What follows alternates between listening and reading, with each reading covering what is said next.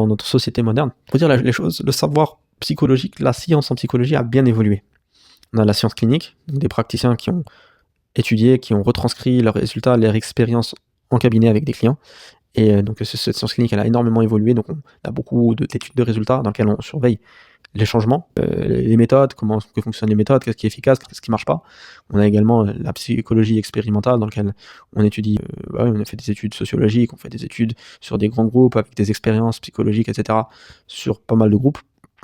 Pour vérifier pour essayer de mieux comprendre la manière dont fonctionne la psychologie humaine. Mais on a également plus de connaissances en neurobiologie, on a plus de connaissances en endocrinologie, on comprend mieux comment fonctionne le corps humain, l'influence des hormones et du corps humain de manière générale, de la biologie et du système nerveux sur le comportement.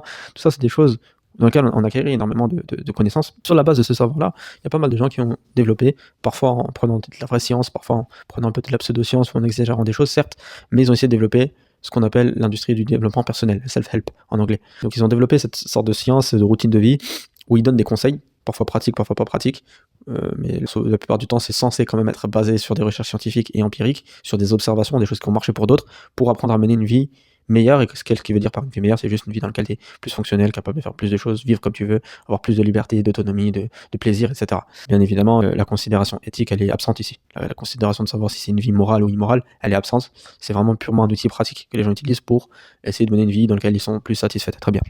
Moi, ma critique du self-help, pendant longtemps, ça a été de dire, non, en fait, le self-help, plus ça ressemble à l'islam, plus ça va être efficace, moins ça ressemble à l'islam, moins ça va être efficace.